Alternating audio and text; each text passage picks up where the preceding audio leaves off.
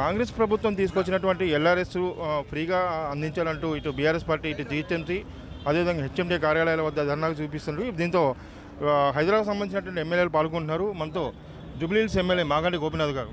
సరే, ఇప్పుడు ఈ కార్యక్రమం ప్రధాన ఉద్దేశం ఏమనుకోవచ్చు? అంటే రద్దు చేయమంటున్నారా లేకపోతే ఎట్లా ఫ్రీగా చేయాలంటున్నారా? మేము చెప్పేది ఒకటే, గతంలో ఈ స్కీమ్ని ప్రతిపాదించింది బీఆర్ఎస్ ప్రభుత్వం. అప్పుడు ప్రతిపాదించినప్పుడు అడ్డుపడింది ఎవరు? ఈ కాంగ్రెస్ నాయకులు ఉత్తమ్ కుమార్ రెడ్డి గారు కానీ, భట్టి గారు కానీ, కోమటిరెడ్డి గారు కానీ ఏమన్నారంటే మేము అధికారంలోకి వస్తే ఫ్రీగా చేస్తాం అని చెప్పి అడ్డుపడి కోర్టుకి వెళ్ళారు. ఇప్పుడు మేమేమంటాం, మీరు అధికారంలో ఉన్నారు కాబట్టి 25,44,000 మంది లబ్ధిదారులకి ఫ్రీగా ఎల్ఆర్ఎస్ ఆ స్కీమ్ని ఫ్రీగా చేయమని అడుగుతున్నాం. మేము డిమాండ్ చేస్తాం. అది గతంలో మీరు తీసుకొచ్చిన స్కీమ్ని ఈరోజు కాంగ్రెస్ ప్రభుత్వం ఇంప్లిమెంట్ చేస్తుంది. కానీ ఏదైతే ఉన్నటువంటి ఆదాయ వనరులను దృష్టిలో పెట్టుకుని ఏదైతే మీరు చాలా సందర్భాలు కూడా సీఎం చెప్పారు, వస్తే అక్షయ పాత్ర ఉంటుంది అనుకుంటే కేవలం మట్టి పాత్రలు ఉన్నాయని చెప్పడం కూడా జరిగింది. సో ఈ నేపథ్యంలో తీసుకొచ్చారని చెప్పి వాళ్ళు చెప్తున్నారు. అదే మేమేమంటున్నాం, ప్రజల తరఫున నిలబడుతున్నాం. ప్రజల్ని ఇబ్బంది పెట్టద్దు.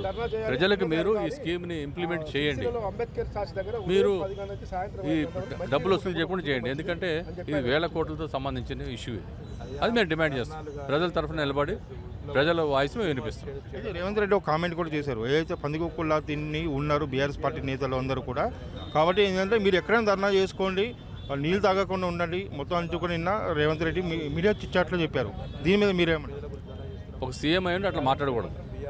పందికొక్కులు మెడకాయ పిసికేస్తా అట్లా అనకూడదు సీఎం. అది పద్ధతి కాదు. ఏదున్నా మీరు విచారించండి. మేము తప్పు చేసాం, ఎంక్వైరీ కమిటీ చేయండి, ఎంక్వైరీ చేయండి, చేసి మాట్లాడాలి. ఎంక్వైరీ కమిటీ చేయకుండా ఏమేయకుండా అట్లా మాట్లాడకూడదని మేము డిమాండ్ చేస్తాం. మీరు ఏం డిమాండ్ చేస్తారు? మేము పేద ప్రజల పక్షాన్ని నిలబడతాం. ప్రజలకి ఏ మాత్రం ఇబ్బంది కలగకుండా చూసుకునే బాధ్యత మాది. ప్రజల వాయిస్ ప్రభుత్వానికి వినిపిస్తాం. స్కీము అమలు చేయండి, కానీ డబ్బులు తీసుకోవద్దని చెప్తాం. ప్రభుత్వం తీసుకొచ్చినటువంటి ఎల్ఆర్ఎస్ స్కీమ్ ఏదైతే ఉందో దాన్ని ఫ్రీగా అందించాలంటూ కూడా ఇటు బీఆర్ఎస్ పార్టీ ఎమ్మెల్యేలు చెప్తూ వస్తున్నారు. అదేవిధంగా సీఎం రేవంత్ రెడ్డి చేసినటువంటి వ్యాఖ్యలు ఏవైతున్నాయో అవి సరైన పద్ధతి కాదంటూ కూడా మాగంటి గోపీనాథ్ చెప్తున్నారు. Over to studio.